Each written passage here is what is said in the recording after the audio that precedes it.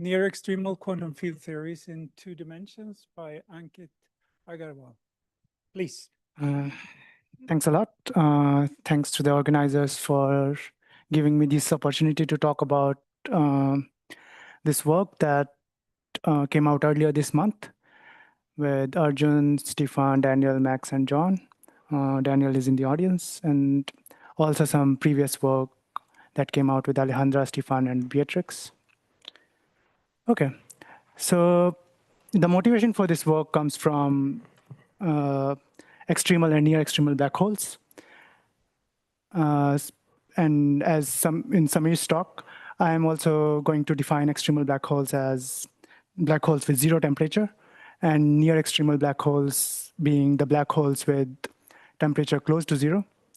There are some interesting subtleties here, but it won't be important for this talk. So there are some universal features that extremal black holes exhibit. They develop an infinitely long throat in the near horizon region, and the distance from the horizon to any point outside the horizon becomes infinite. So the physics is completely decoupled between the near horizon region and outside region. And there is an ADS2 factor in the near horizon geometry for a very large class of black holes. And for very large class of asymptotics, like it could be asymptotically ADS, flat, DS. But this universal behavior doesn't seem to survive when you add any finite energy excitation. There are several reasons for this and several ways to see this, but probably the simplest is to realize that the distance from the horizon to any point outside the horizon now becomes finite, and the physics is no longer decoupled. However, this is not the whole story, and one can actually keep the effect of back reaction of adding the small energy order by order and still obtain a universal description to the leading order. And the universal description is given in terms of JT gravity, which is this 2D gravity model with dilaton coupled to the usual Einstein-Hilbert action in the negative cosmological constant spacetimes. And yeah, one can compute this action on shell and obtain the famous Schwarzian action, which is one-dimensional action with the Schwarzian derivative of some field f. And C is the coupling constant. This f is, it labels the reparameterizations of the boundary time. It famously captures the low energy dynamics of SYK model. And it's exactly solvable. In particular, the partition function is one loop exact, and it's given by this famous formula, where, as Samir mentioned, the partition function goes to 0 as the temperature is taken to 0, because beta is the inverse temperature. And there's this 3 halves, which is also, which is due to the presence of 3 zero modes. So this Schwarzian derivative is invariant under SL2R, and those 3 zero modes are responsible for this 3 halves. And this will be important later in the talk. Great, so I want to talk about near-extremal quantum field theories. In particular, I want to ask the question, how does this universal behavior in the bulk, which is true in any dimension and for a very generic class of black holes, how does it manifest in the boundary theory? And yeah, because of holographic duality, there should be a correspondence on the field theory side also. We will refer to this regime of quantum field theories as the near-extremal or Schwarzian regime of the quantum field theory. And one thing we can already guess about this kind of regime is that we need to work with thermal QFTs in low temperature regime. And we also need to take other limits, but these things we definitely have to do. We need to look at the low temperature thermal field theories. Great, so in this talk, I will mostly be concerned with 2D quantum field theories. And we'll look at 3 different examples of 2D QFTs, which show this kind of behavior. One is the usual 2D CFTs, another one is warped CFT, and the third one is the Carolean CFT. A common characteristic of these theories is that there is a Virasoro factor present in the symmetry algebra, and there is also a notion of modular symmetry when you put it on a torus. So yeah, for first the 2D CFTs, it was shown by Ghosh, Maxwell, and Toriachi in 2019 that a very large class of 2D CFTs have this Schwarzen-like sector when you consider CFTs with large central charge and not necessarily large twist gap in the spectrum. And these results were shown to be in line with the near-extremal BTZ black holes.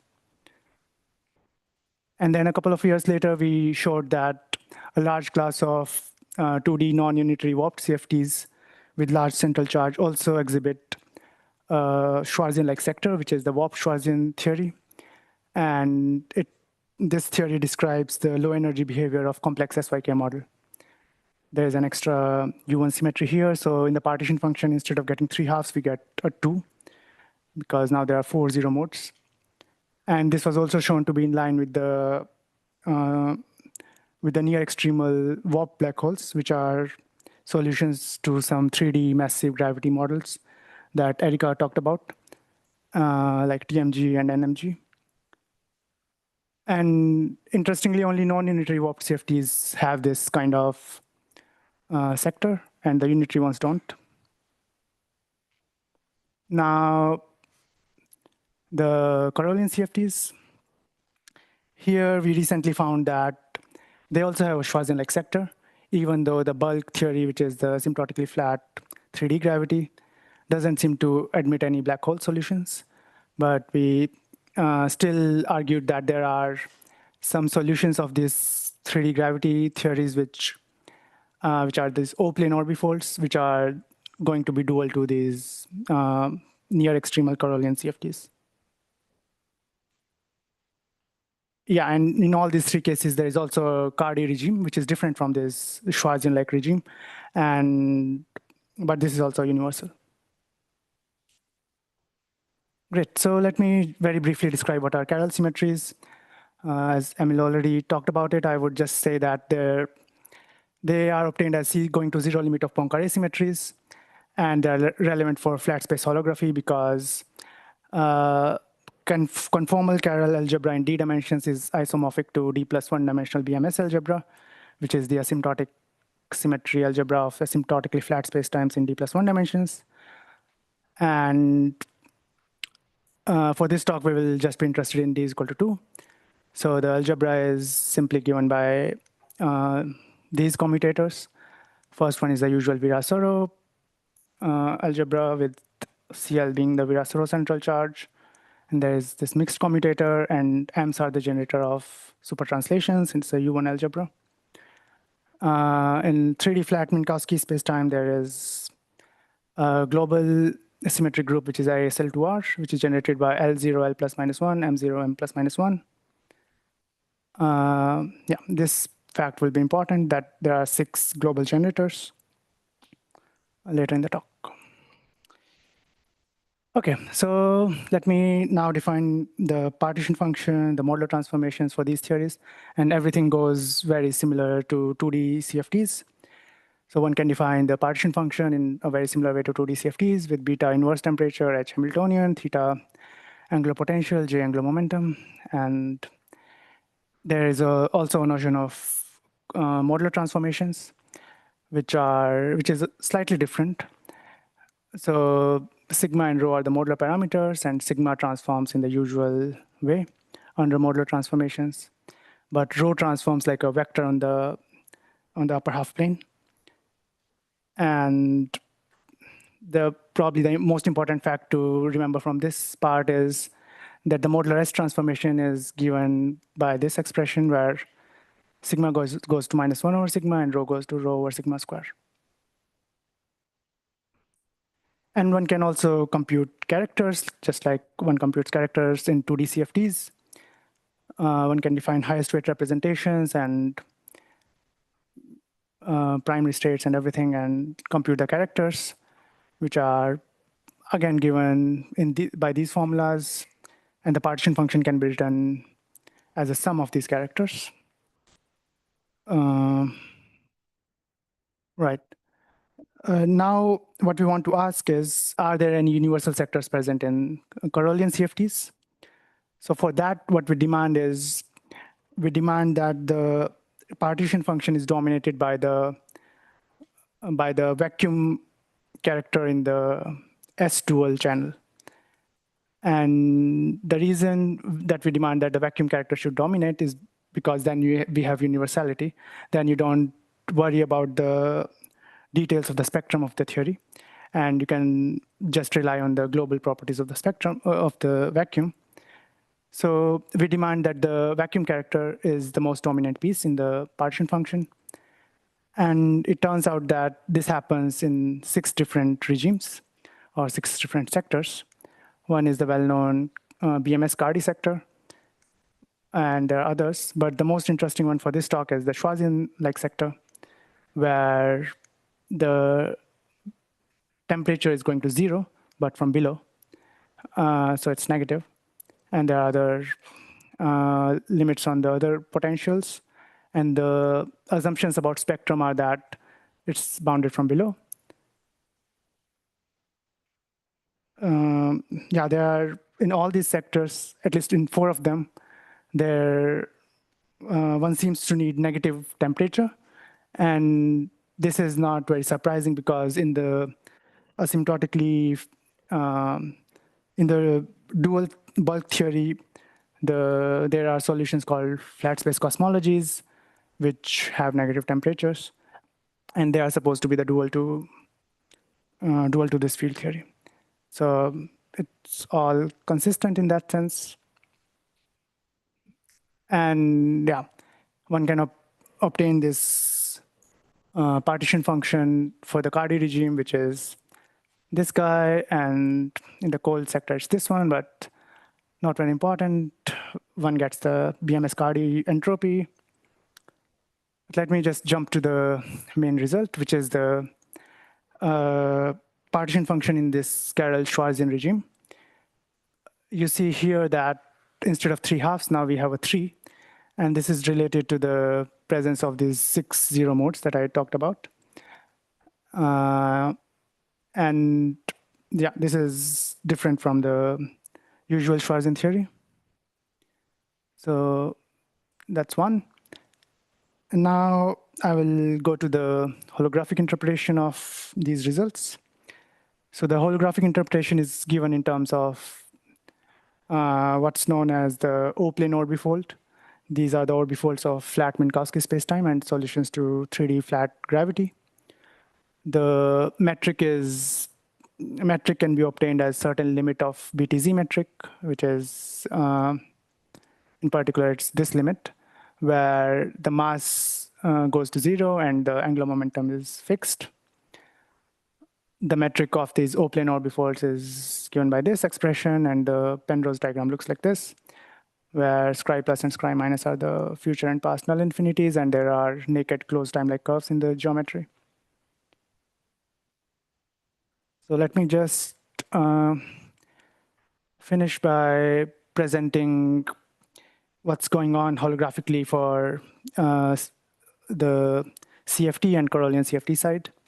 So in the CFT side, this is the state space for asymptotically ADS gravity. The light-like directions represent extremal BTZ black holes. And so y-axis is mass and x-axis is the angular momentum.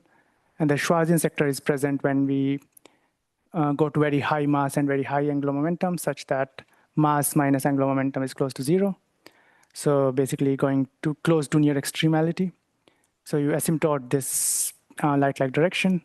That's where the Schwarzian sector is present.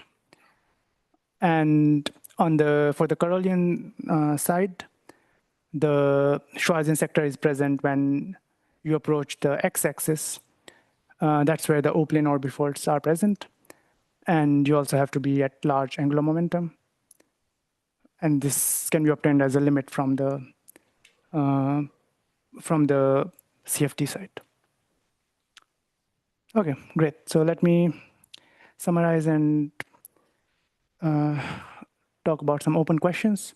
So we saw that there are 3 different 2-dimensional quantum field theories which admit a near-extremal or Schwarzian-like sector. And this sector is different from the universal Cardy sector. a common characteristic of these theories is that they are all two-dimensional. They have a notion of modular symmetry, and there is at least one copy of Virasoro algebra. And the holographic duals for these three theories are as follows. The near-extremal BTZ black holes are the holographic duals to near-extremal CFTs, near-extremal warped black holes for warped CFTs, and O-plane orbifolds for Carolean CFTs. Now, an important open question is, can one find such sectors in generic holographic QFTs, in particular in higher dimensions? And one expects that this should be the case, because as we saw on the bulk side, for any near-extremal black hole in any dimensions, there was this universal behavior that emerged in terms of JT gravity. So there should be a holographic counterpart to that. And yeah, it would be interesting to explore that. Great, thanks.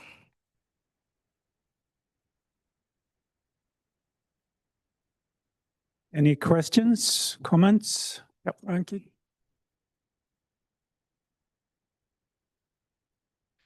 Perhaps a very simple question. In the modular transformation of the characters that you had tau going to -1/tau and rho going to rho/tau square. But typically for modular transformation of Jacobi forms, the transformation is usually tau goes to -1/tau and z goes to z/tau. I mean, but you have the square here. I mean, I was just wondering if there's any specific reason for that this. modular transformation that you mentioned, that happens for a warped CFT. But for Carolean CFTs, that's the one that seems to appear. I don't know if it is related to any Jacobi form, although we were able to find modular S matrices that relate the characters in the direct and the dual channel. It was some work with John Simon earlier this year. But yeah, it's the one that you mentioned is related to warped CFTs. But Okay. Thank you. Other questions?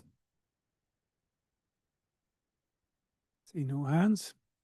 Okay, let's thank Ankit again.